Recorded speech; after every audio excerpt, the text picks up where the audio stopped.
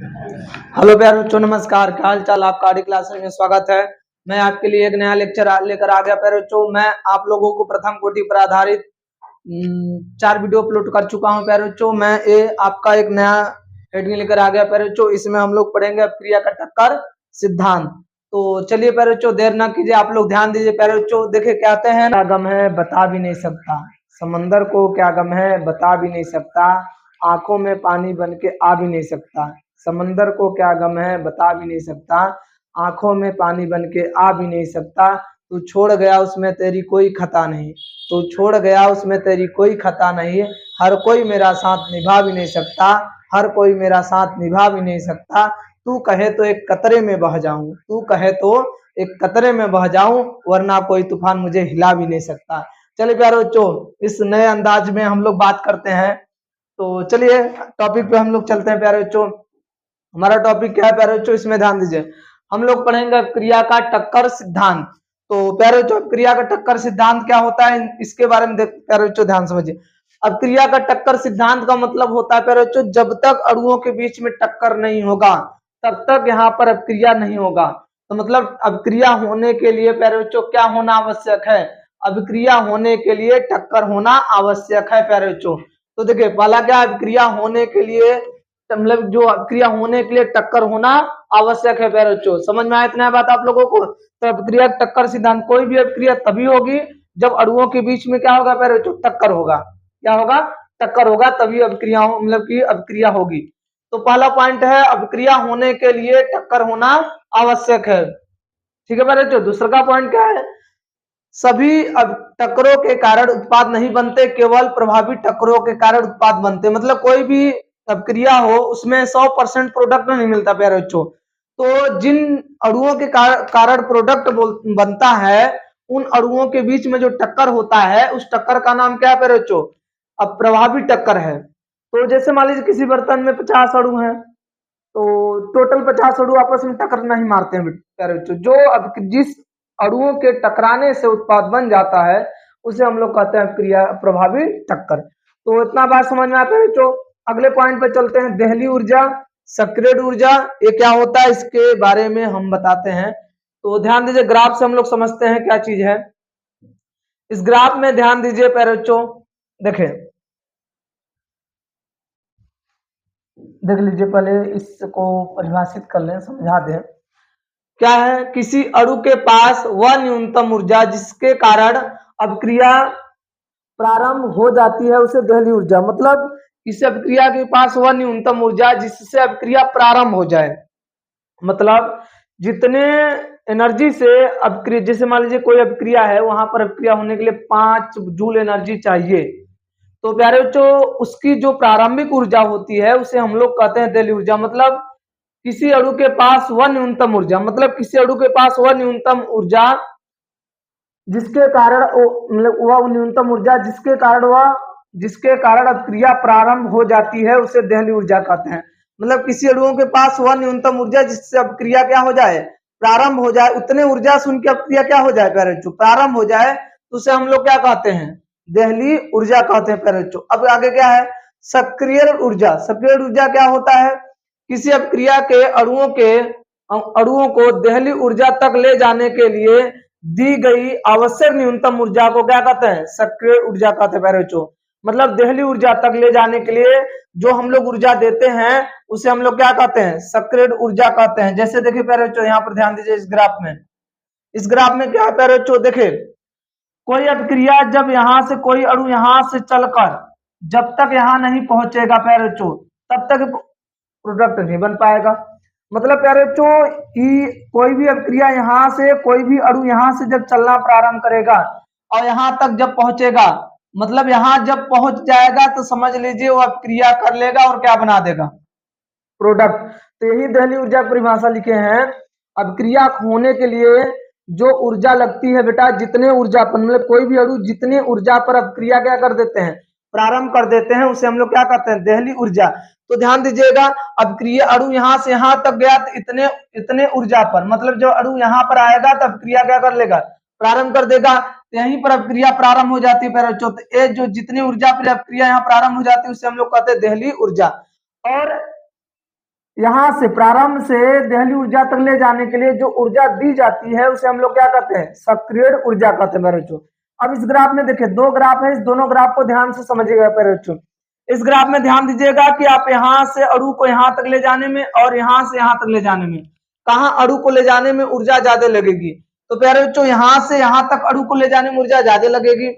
तो प्यारे बच्चों यहाँ से यहाँ तक दहली ऊर्जा तक जो अणु को यहाँ से दहली ऊर्जा तक ले जाने में जो ऊर्जा लगती है उसे हम लोग कहते हैं सक्रिय ऊर्जा। तो इस ग्राफ में सक्रिय ऊर्जा का मान जाता है किसमें, क्योंकि प्यारे बच्चों यहाँ से यहाँ तक जाने में एनर्जी कम लगेगा और यहाँ से यहाँ तक जाने में एनर्जी ज्यादा लगेगा। तो प्यारे बच्चों इसका सक्रिय ऊर्जा कम है, इसका सक्रिय ऊर्जा क्या है, ज्यादा है। तो प्यारे बच्चों इसका सक्रिय ऊर्जा का मान इसलिए कम है क्योंकि यहाँ पर उत्प्रेरक उपस्थित होगा, इसलिए ऐसा हुआ है। तो दहली ऊर्जा क्या होता है प्यारे बच्चों, जितने ऊर्जा पर अपक्रिया क्या हो जाए, प्रारंभ हो जाए, मतलब अणुओं के पास जितनी ऊर्जा हो, अणुओं के पास जो ऊर्जा होती है उस ऊर्जा से अब अणुओं के बीच में मतलब अपक्रिया होने लगे तो उसे हम लोग क्या कहते हैं, कौन सी ऊर्जा कहते हैं, दहली ऊर्जा कहते हैं। जितनी ऊर्जा पर अपक्रिया प्रारंभ हो जाए, अणुओं के पास वह न्यूनतम ऊर्जा जिससे अपक्रिया क्या हो जाए, प्रारंभ हो जाए, उसे हम लोग क्या कहते हैं, दहली ऊर्जा कहते हैं। और सक्रिय ऊर्जा क्या होता है, किसी भी मतलब किसी अणु को दहली ऊर्जा तक ले जाने के लिए, किसी अणु को दहली ऊर्जा तक ले जाने के लिए दी गई आवश्यक न्यूनतम ऊर्जा को क्या कहते हैं, सक्रिय ऊर्जा कहते हैं प्यारे बच्चों। तो आप लोगों को इतना बात समझ में आया, ग्राफ भी बना लीजिएगा, स्क्रीनशॉट ले लीजिएगा प्यारे बच्चों। तो आप लोग इसका भी स्क्रीनशॉट ले लीजिए। देखिए किसी अणु के पास वह न्यूनतम ऊर्जा जिसके कारण अपक्रिया क्या हो जाती है, प्रारंभ हो जाती है। किसी अणु के पास वह न्यूनतम ऊर्जा जिस पर अपक्रिया क्या हो जाए, प्रारंभ हो जाए, उसे दहली ऊर्जा कहते हैं। और सक्रिय ऊर्जा क्या होता है, किसी अभिकारक के अणुओं को दहली ऊर्जा तक ले जाने के लिए दी गई आवश्यक न्यूनतम ऊर्जा को सक्रिय ऊर्जा कहते हैं। तो चलिए प्यारे बच्चों अब अगले पेज पर बात करते हैं। अगला टॉपिक क्या है प्यारे बच्चों, देखिए प्यारे बच्चों एक छोटा सा क्वेश्चन है, इस क्वेश्चन को हम लोग हल कैसे करेंगे। तो ध्यान दीजिए प्यारे बच्चों, इस क्वेश्चन को कैसे हल किया जाएगा। आप लोगों को एक बात पता होगा प्यारे बच्चों, आप लोग साम्य स्थिरांक यदि पढ़े होंगे 11 में तो ठीक है, नहीं पढ़े हैं तो ध्यान दे दीजिए, मैं छोटा सा बात समझा दे रहा हूँ। जैसे मान लो अब क्रिया a b formation c plus d. अब आपसे बोला जाएगा प्यारे बच्चों इस अभिक्रिया का साम्य स्थिरांक लिखना है। क्या लिखना है प्यारे बच्चों, साम्य स्थिरांक। तो अभिक्रिया का साम्य स्थिरांक कैसे लिखेंगे प्यारे बच्चों, Kc बराबर साम्य स्थिरांक। Kc बराबर किसी अभिक्रिया का साम्य स्थिरांक लिखना होता है प्यारे बच्चों, लिखेंगे Kc बराबर, पहले हम लोग लिखेंगे उत्पाद की सांद्रता। किसकी लिखेंगे प्यारे बच्चों, उत्पाद की सांद्रता। उत्पाद की दो ठो सांद्रता है, लिखेंगे एक्टिव मास ऑफ सी, यहाँ पर कुछ है नहीं आगे इसलिए पावर में नहीं लिखेंगे। अब डी का लिखेंगे तो active mass of D, power में कितना लिखेंगे डी बटे में। अब अभिकारक का लिखेंगे, अभिकारक की सांद्रता क्या है बच्चों, active mass of A, power में यहाँ पर क्या है ए, एक्टिव मास ऑफ बी के पावर में क्या है बच्चों बी। तो किसी भी अभिक्रिया का साम्य स्थिरांक इस प्रकार से लिखा जाएगा, जैसे या तो अभिक्रिया दिया रहे बच्चों A X plus Y B formation Z C plus आपको डी दे दिया जाए। अब बोल दिया जाए इस अभिक्रिया का साम्य स्थिरांक लिखिए। तो प्यारे बच्चों इस अभिक्रिया का साम्य स्थिरांक कैसे लिखना है, तो आप लिखेंगे Kc बराबर, पहले उत्पाद की सांद्रता लिखेंगे active mass of C power में Z, active mass of D के पावर में 1 है, मान लीजिए यहाँ पर 1 लिख दे सकते हैं, बटे में एक्टिव मास ऑफ ए के power x, active mass of b के पावर पे बच्चों वाई। तो किसी भी अभिक्रिया का साम्य स्थिरांक कैसे लिखना है, बात समझ में आ प्यारे बच्चों। तो ध्यान से देख लीजिए अभिक्रिया क्या दिया गया है आप लोगों को। इस अभिक्रिया के लिए क्रिया विधि निम्नवत है, इसकी क्रिया विधि इस तरह से दिया हो और हमसे बोल दिया जाएगा अभिक्रिया की कोटि ज्ञात कीजिए। तो प्यारे बच्चों अभिक्रिया की कोटि कैसे निकालना है, तो पहले बात तो हम अभिक्रिया का वेग नियम लिखने आना चाहिए प्यारे बच्चों। क्या आना चाहिए, अभिक्रिया का वेग नियम। तो प्यारे बच्चों अभिक्रिया का वेग नियम आप लोग कोटि में लिखे थे कि अभिक्रिया जो कोटि होता है वो मंद पद अभिक्रिया निर्भर करता है प्यारे बच्चों, किस पे निर्भर करता है, मंद पद अभिक्रिया पे निर्भर करता है। इसमें से कौन सी अभिक्रिया मंद पद है, तो अभिक्रिया मंद पद है तो इस पे अभिक्रिया का वेग नियम निर्भर करेगा प्यारे बच्चों। तो हम लोग यहाँ पर लिखना होगा, तो हम लोग कैसे लिखेंगे, बेग बराबर के एक्टिव मास ऑफ, क्या लिखेंगे, N2O H2। इस तरह से आपको बेग नियम लिखना है प्यारे बच्चों, तो इससे आपको कोटि नहीं पता चलेगा। चलिए रुक दो, चलिए प्यारे बच्चों देखिए, अब क्रिया का जो कोटि होता है वो मंद पद अपक्रिया पर निर्भर करता है प्यारे बच्चों। तो मंद पद अपक्रिया हम लिख दिए बेग बराबर के active mass of N2O2 active mass of H2। तो मंद पद की अपक्रिया यही थी। लेकिन प्यारे बच्चों हमें करना क्या है कि हमें प्यारे बच्चों जो अपक्रिया दिया गया है इसके अनुसार बेग नियम होना चाहिए प्यारे बच्चों। जो अपक्रिया दिया गया है इसके अनुसार हमारा बेग नियम होगा, तभी हम कोटि निकाल सकते हैं। तो प्यारे बच्चों पहले तो आप मंद पद दिया जाएगा तो मंद पद अपक्रिया के अनुसार बेग नियम बना लेंगे। मंद पद अपक्रिया के अनुसार बेग नियम बनाने के बाद प्यारे बच्चों आप जो अपक्रिया दिया गया है ऊपर, उस अपक्रिया में देखिए क्या ये मंद पद अपक्रिया का अभिकारक उससे मिल रहा है, नहीं मैच कर रहा है। जब नहीं मैच कर रहा है तो आप देखिए कि आप किसको हटाएंगे कि वो अपक्रिया वहां पर मैच करने लगे। तो प्यारे बच्चों आप ध्यान दीजिएगा कि यहाँ पर हम N2O2 को हटा देंगे तो हमारा अपक्रिया इसके जैसा मैच करने लगे, क्योंकि इसमें एक H है तो यहाँ पर H2 है, वो नहीं दिक्कत है, हमें हटाना ही है। अब सोचिए बेटा प्यारे बच्चों कि किसमें N2O2 है, इसमें N2O2 है जो, और हमें NO दे दे। यहाँ से देखिए एक मिल गया है, एक मैच नहीं कर रहा है NO, तो यहाँ NO नहीं है, यहाँ पर है N2O2। तो आप किस अभिक्रिया में देखिए, ऐसे तीनों अभिक्रियाओं में से किस अभिक्रिया में NO है, तो पहले अभिक्रिया में आप देखेंगे प्यारे बच्चों NO है, तो उस अभिक्रिया का साम्य स्थिरांक लिखे। क्या लिखेंगे प्यारे बच्चों, साम्य स्थिरांक। तो लिखेंगे Kc बराबर, क्या लिखेंगे, Kc बराबर प्यारे बच्चों देखिए यही है ना, Kc बराबर कैसे लिखेंगे प्यारे बच्चों, हम क्या काम करेंगे, पहले उत्पाद को लिखेंगे N2O2 पावर में यहाँ एक है बटे में अभिकारक NO के पावर में प्यारे बच्चों 2 हो गया। अब प्यारे बच्चों क्या काम करेंगे, इसका इसमें गुणा कर देंगे तो क्या हो जाएगा प्यारे बच्चों, Kc NO के पावर में 2 N2O2 पावर में 1। तो प्यारे बच्चों अब इसके स्थान पर ए वैल्यू ले जाकर रख सकते हैं प्यारे बच्चों। चलिए देखिए इसके स्थान पर देखिए यही है ना, तो इसको हटाकर ये ले जाकर रख दीजिए, तो क्या हो जाएगा, आपका हो जाएगा प्यारे बच्चों वेग नियम बराबर के, यहां पर रखेंगे तो के इंटू Kc, देखिए यही ना, फिर यहां हो जाएगा आपका प्यारे बच्चों NO पावर में 2 H2 पावर में 1। तो प्यारे बच्चों देखिए इसके अनुसार अब क्रिया वेग नियम बन गया। इसके अनुसार जब क्रिया वेग नियम बन जाएगा प्यारे बच्चों तो इसे K डैश मान लीजिए, K इंटू K डैश को, K इंटू Kc को K डैश, NO पावर में 2 H2 पावर में 1। तो कोटि पूछा जाएगा तब क्रिया की कोटि क्या होगा प्यारे बच्चों, अब क्रिया की कोटि हो जाएगा 2 + 1 बराबर 3। समझ में आया प्यारे बच्चों कैसे हल करना है, एकदम शानदार तरीके से मैं बता दिया हूं। अगला प्रश्न मैं बताऊंगा तो आप लोग समझ जाएंगे। चलिए ध्यान दीजिए प्यारे बच्चों, अगले प्रश्न की तरफ बढ़िए। देखें इसमें जो अपक्रिया मंद पथ की होगी उनके अनुसार हम अपक्रिया की कोटि का नियम वेग नियम लिखेंगे। तो प्यारे बच्चों जो अपक्रिया मंद हो उसके अनुसार वेग नियम लिखे, तो मंद अपक्रिया कौन है, यही है, तो इसके अनुसार वेग नियम लिखे। तो प्यारे बच्चों R बराबर K एक्टिव मास ऑफ, अभिकारक को लेकर वेग नियम लिखा जाता है, तो क्या लिखेंगे NO पावर में 1 एक्टिव मास NO पावर में 1। तो प्यारे बच्चों इसका इतना लिखने के बाद ना आप ऊपर वाले अपक्रिया को एक नजर से देखिए, जो ऊपर लिखा गया एकदम जो अपक्रिया करके लिखा गया, इस अपक्रिया को एक नजर से देखिए।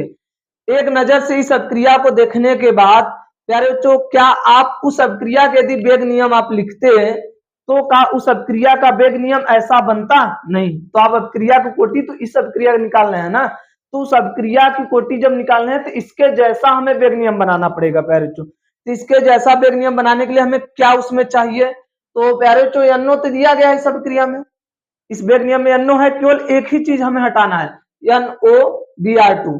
NOBr2 यदि हट जाएगा इसके स्थान पे क्या लाना हमें प्यारे बच्चों Br2, क्योंकि NO हो चुका है, Br2 चाहिए, तो इसको हटाना है और देखना है कहां से, Br2 आएगा। तो कौन सा अभिक्रिया में ऐसा दिख रहा है? देखिए पहले अभिक्रिया में, इस अभिक्रिया को तुरंत हम लोग क्या लिखेंगे प्यारे बच्चों? वेग नियम, वेग स्थिरांक।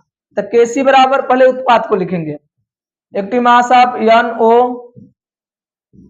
Br2 पावर में 1 बटे में अभिकारक का प्यारे बच्चों क्या लिखेंगे? NO पावर में 1 Br2 पावर में 1। क्रॉस मल्टीपल कीजिए प्यारे बच्चों, हो जाएगा Kc NO पावर में 1 Br2 पावर में 1 बराबर NO Br2। तो प्यारे बच्चों अब ध्यान दीजिए, इसके स्थान पर हम का इतना वैल्यू लाके यहाँ रख सकते हैं। तो चलिए लाके रखिए प्यारे बच्चों। तो वेग R बराबर हो जाएगा, वेग नियम R बराबर K into Kc active mass of NO power में 1 Br2 पावर में 1 फिर NO पावर में 1। तो NO का घात जुड़ जाएगा प्यारे बच्चों। तो R बराबर K डैश इसे मान लीजिए, ठीक है। एक्टिव मास ऑफ NO के पावर में 2 एक्टिव मास ऑफ Br2 के पावर में 1। अब बताइए प्यारे बच्चों का ये पूरा वेग नियम इस अभिक्रिया के यदि आप वेग नियम लिखते तो का ऐसा वेग नियम बनता। तो प्यारे बच्चों जब इस अभिक्रिया जैसा वेग नियम यदि बन जाएगा तो समझ लीजिए अभिक्रिया की कोटि मिल गया। तो पूछा जाएगा यहाँ पर अभिक्रिया की कोटि कितना होगा? तो अभिक्रिया की कोटि n बराबर 2 + 1 प्यारे बच्चों कितना आ जाएगा? 3। समझ में आ सभी लोगों को? तो चलिए प्यारे बच्चों अगले पेज पर चलते हैं, स्क्रीनशॉट ले लीजिए इसका। चलिए ध्यान दीजिए प्यारे बच्चों, ताप गुणांक। देखिए ताप गुणांक क्या होता है प्यारे बच्चों?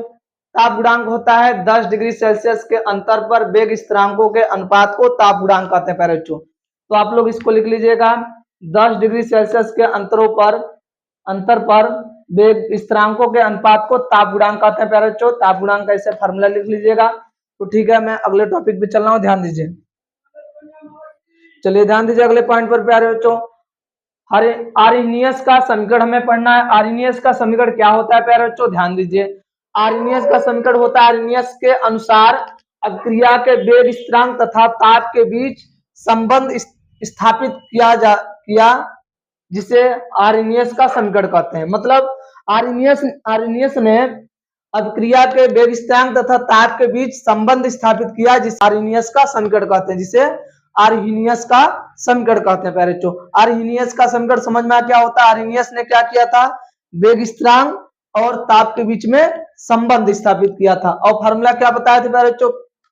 के बराबर ए ई के power minus e upon R T, जहां करके के बराबर, यही है आर्हेनियस का समीकरण प्यारे बच्चों, जहां के बराबर वेग स्थिरांक, आर बराबर गैस नियतांक जिसका मान 8.014 joule kelvin inverse mole inverse होता है। फिर टी ताप होता है, ए है आवृत्ति गुणांक और ई है चरघातांकी। ठीक है प्यारे बच्चों, तो इतना आप लोगों को समझ में आया। तो आगे हम बात करते हैं प्यारे बच्चों इसके अगले टॉपिक पे। तो आप लोग इसका स्क्रीनशॉट ले लीजिएगा। अगले टॉपिक पे चलिए ध्यान दीजिए, अगले टॉपिक पे प्यारे बच्चों हम लोग पढ़ेंगे आर्हेनियस समीकरण की उत्पत्ति। आर्हेनियस समीकरण की उत्पत्ति क्या है प्यारे बच्चों? ध्यान दीजिए, हम लोगों को पता है आर्हेनियस का जो समीकरण होता है के बराबर, जैसे अलग अलग टेम्परेचर पे दिया जाए तो आर्हेनियस समीकरण के आधार पर वेग स्थिरांक बोला जाएगा। तो कैसे निकालेंगे प्यारे बच्चों? तो के बराबर फार्मूला होता है ए ई के पावर में माइनस ई ए अपान आर टी। क्या होता है प्यारे बच्चों? ई अपान आर टी। चलिए ध्यान दीजिए प्यारे बच्चों, अब इसमें हम क्या करते हैं प्यारे बच्चों? हम लेंगे दोनों पक्षों में लाग लेने पर, दोनों पक्षों में लाग लेने पर। तो चलिए ध्यान दीजिए प्यारे बच्चों, दोनों पक्षों में लाग लेंगे तो इधर लेंगे तो लाग ई हो जाएगा, बेस में ई रहता है प्यारे बच्चों, यहाँ हो जाएगा लाग ए इंटू ई के पावर में माइनस ई ए अपान आर टी। तो प्यारे बच्चों एक चीज आप लोगों को मैं बता दूं, आप लोग एक फार्मूला पढ़े होंगे, लाग यम इंटू एन बराबर होता है लाग यम प्लस लाग एन। समझ में आता है बच्चों। अब इसी के अनुसार इसको हम बांट देंगे, यहाँ हो जाएगा log के बराबर यहाँ लिख देंगे log ए बेस ई रहता है प्यारे बच्चों, माइनस प्लस रहेगा प्यारे बच्चों, इंटू है तो प्लस हो जाएगा, प्लस log ई की power minus e upon R T base E. तो प्यारे बच्चों आप लोग इतना समझ लीजिए कैसे हुआ। तो जैसे प्यारे बच्चों इसके आगे हम अगले पेज पर चलते हैं, तो चलिए ध्यान दीजिए, log के बेस ई log ए base E plus log minus E के पावर माइनस ई ए upon R T base E. तो प्यारे बच्चों हम लोग एक फार्मूला पढ़े थे log m पावर n, तो लिख सकते थे n log m। तो यहाँ पर भी वही प्रक्रिया करेंगे प्यारे बच्चों, log के बेस ई बराबर log ए बेस ई।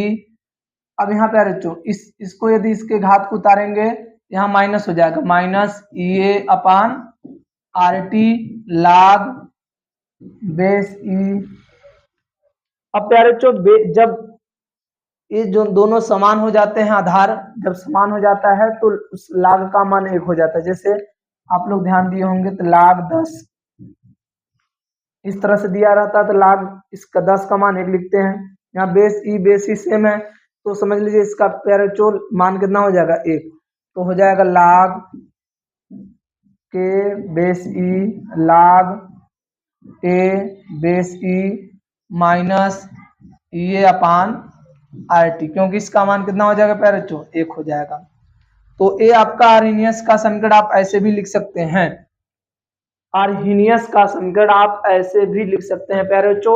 यदि अलग अलग टेम्परेचर की बात किया जाएगा तो अलग अलग टेम्परेचर पर कैसे आर्हीनियस का समीकरण का प्रयोग किया जाता है प्यारे बच्चों, तो चलिए देख लीजिए अलग अलग टेम्परेचर पर। जैसे T1 टेम्परेचर पर पूछा जाएगा तो K1 हो जाएगा, तो इसके लिए क्या लिख देंगे प्यारे बच्चों, log K1 बेस ई हो जाएगा बराबर क्या लिखेंगे, log ए बेस ई माइनस ई ए अपान आर T1 हो जाएगा प्यारे बच्चों समीकरण फर्स्ट। समझना, यदि समीकरण सेकंड अलग अलग टेम्परेचर पर यदि समीकरण प्राप्त करना है तो कैसे करेंगे, ये तो एक ही टेम्परेचर का समीकरण, ठीक है प्यारे बच्चों। यदि टेम्परेचर T2 पर पूछा जाएगा तो K2 लिख देंगे, तो यहाँ हो जाएगा log K2 बेस ई log ए base e minus e upon r T2 समीकरण क्या हो गया प्यारे बच्चों 2।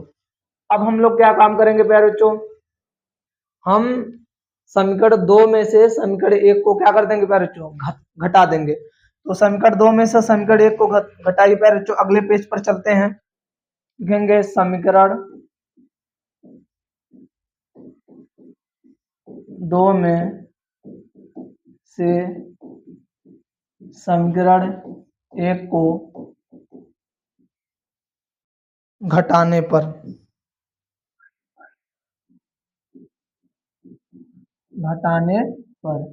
तो पहले समीकरण 2 लिखे तब माइनस करके समीकरण 1 लिखे। समीकरण 2 क्या है,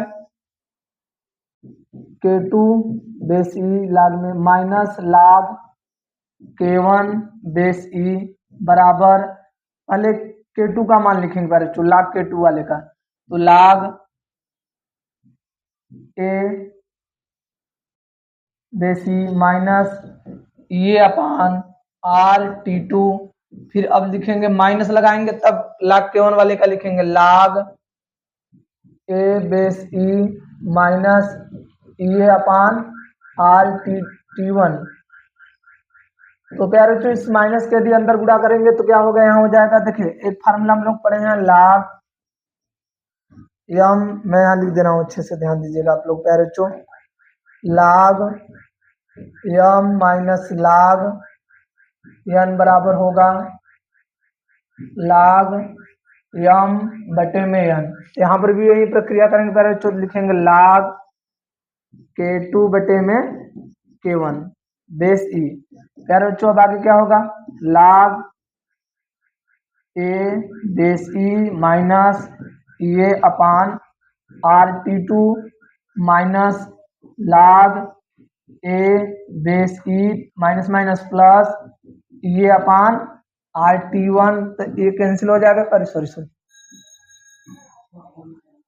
log ए log कैंसिल हो जाएगा पर बच्चों, तो क्या हो जाएगा log k2 बटे में k1 बेस ई बराबर क्या हो जाएगा माइनस ये upon R T two plus ये अपान आर टी वन।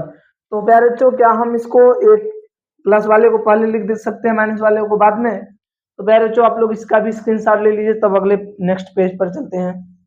तो हो जाएगा प्यारे बच्चों आपका log बेसी के टू अपान के वन बराबर ये upon R T one minus ये अपान आर टी टू। तो कॉमन क्या है प्यारे बच्चों यहाँ से, ये हो जाएगा log बेस ई के टू अपान के वन बराबर ये अपान आर, कॉमन हो जाएगा प्यारे बच्चों one upon t one minus one upon t two हो जाएगा प्यारे बच्चों। अब क्या काम करेंगे प्यारे बच्चों हम लोग, आप लोगों को मैं बताया था प्यारे बच्चों यदि log को बेस ई को log बेस 10 में चेंज करना है, तो प्यारे बच्चों log बेस ई को log बेस 10 में चेंज करेंगे 2.303, log बेस कितना हो जाएगा प्यारे बच्चों 10 हो जाएगा। तो यहाँ पर भी यही प्रक्रिया करेंगे 2.303 log बेस 10 के टू अपान के वन बराबर ये अपान आर पुस्तक में one upon t one minus one upon t two. तो प्यारे बच्चों इस तो भाग दे देंगे वहां पर, तो log बेस 10 हो जाएगा के टू अपान के वन बराबर ये अपान वैल्यू में कितना हो जाएगा 2.303 आर पुस्तक में one upon t one minus one upon t two. तो प्यारे बच्चों एक समीकरण आपका प्राप्त हो गया। जब अलग अलग टेम्परेचर पर दिया रहे, अलग अलग टेम्परेचर पर आर्हेनियस का समीकरण, अलग अलग टेम्परेचर पर आर्हेनियस का समीकरण पूछा जाएगा, तो आप यही बताएंगे प्यारे बच्चों। जब एक ही टेम्परेचर पे पूछा जाएगा तो आपका आर्हेनियस का समीकरण ये हो जाएगा। जैसे यहाँ पर ध्यान दीजिए, किसी एक टेम्परेचर पे आपसे पूछा जाए आर्हेनियस का समीकरण प्यारे बच्चों, तो आप किसी एक टेम्परेचर पर आर्हेनियस का समीकरण यही बताएंगे, ठीक है। ये log का वैल्यू एक दिया जाएगा, तो log यहाँ माइनस रहेगा, यहाँ प्लस रहेगा प्यारे बच्चों। देखिए ये ठीक, यहाँ पर देखिए एक ही टेम्परेचर पर आपसे पूछा जाएगा तो आप यही आर्हेनियस का समीकरण बताएंगे, और अलग अलग टेम्परेचर पूछा जाएगा तो प्यारे बच्चों आप ये वाला समीकरण बताएंगे, ठीक है। तो प्यारे बच्चों आप लोगों को आर्हेनियस के समीकरण की उत्पत्ति पता चल गया कि समान मतलब एक ही प्रकार के टेम्परेचर मतलब एक ही टेम्परेचर पर पूछा जाएगा तो क्या बताएंगे समीकरण, और अलग अलग टेम्परेचर पर पूछा जाएगा तो क्या होगा समीकरण, ठीक है प्यारे बच्चों। तो कैसे हुआ इसका स्क्रीनशॉट ले लीजिए। तो प्यारे बच्चों हम आर्हेनियस के समीकरण का ग्राफ बताते हैं आप लोगों को, तो चलिए ध्यान दीजिए आर्हेनियस के समीकरण का ग्राफ कैसे होगा प्यारे बच्चों। देखिए आप लोग टेम्परेचर क्या प्राप्त किए प्यारे बच्चों, log बेस ई के बराबर ए बेस ई माइनस ये अपान ई ए अपान आर टी। तो प्यारे बच्चों का इसको हम log के बेस ई बराबर माइनस ये upon R into one upon T करके प्लस log ए बेस ई, मतलब प्यारे बच्चों इसको पहले कर दे रहे हैं इसको बाद में। तो एक समीकरण जानते हैं y बराबर एम एक्स प्लस सी। तो प्यारे बच्चों ग्राफ किसका है प्यारे बच्चों, आर्हेनियस के समीकरण का ग्राफ है प्यारे बच्चों। तो हम लोग कैसे ग्राफ बनाएंगे ध्यान दीजिएगा आप सभी लोग अच्छे से। तो प्यारे बच्चों एक्स एक्सिस पे किसे रखेंगे, एक्स एक्सिस पे कौन रहेगा वन अपान टी टेम्परेचर, और वाई एक्सिस पे चलिए ध्यान दीजिए प्यारे बच्चों, वाई एक्सिस पे कौन है प्यारे बच्चों log के बेस ई, और एक्स एक्सिस पे कौन है प्यारे बच्चों वन अपान टी। और प्यारे बच्चों इसका सी पर कहाँ है, सी मतलब यदि जीरो होता है तो मूल बिंदु से ग्राफ को उठाते हैं, सी का मान है प्लस log ए। तो प्यारे बच्चों सी का मान यदि जीरो होगा तो मूल बिंदु से चलेंगे, यदि सी का मान प्लस होगा तो वाई एक्सिस के प्लस वाले डायरेक्शन चलेंगे, यदि सी का मान माइनस होगा तो वाई एक्सिस के माइनस वाले डायरेक्शन से चलेंगे। तो सी का मान प्लस है प्यारे बच्चों वाई डायरेक्शन से चलेंगे यहाँ से। मान लीजिए कुछ मान होगा, क्योंकि सी का मान तो 0 है नहीं, कुछ मान होगा तो मूल बिंदु के अलावा कहीं से भी चलेगा y एक्सिस के प्लस में, ये हो जाएगा log a का वैल्यू। तो बच्चों यहाँ से ग्राफ नीचे की तरफ बनाएंगे कि ऊपर की तरफ, तो देखिए स्लोप क्या है, माइनस में है, तो ग्राफ नीचे की तरफ ऐसे बनाएंगे प्यारे बच्चों। इसका मान कितना हो जाएगा, इसका स्लोप एम का मान कितना है, ढलान माइनस ए अपान आर। तो प्यारे बच्चों आपका ये ग्राफ हो चुका है। अब आर्हेनियस के समीकरण पे एक क्वेश्चन मैं आप लोगों को करा दूंगा अगले वीडियो में, एक छोटा सा वीडियो मैं बनाऊंगा आप लोगों के लिए। वैसे भी ये चैप्टर खत्म हो चुका है, कुछ क्वेश्चन के एक इस चैप्टर का एक लास्ट वीडियो मैं उसमें बनाऊंगा आप लोगों को, उस पे क्वेश्चन आर्हेनियस के समीकरण पर, और जो भी क्वेश्चन बचे रहेंगे उसको बताऊंगा प्यारे बच्चों। और ठीक है प्यारे बच्चों, इसको आप लोग सपोर्ट कीजिए, लाइक सब्सक्राइब कीजिएगा। Okay, thank you, bye.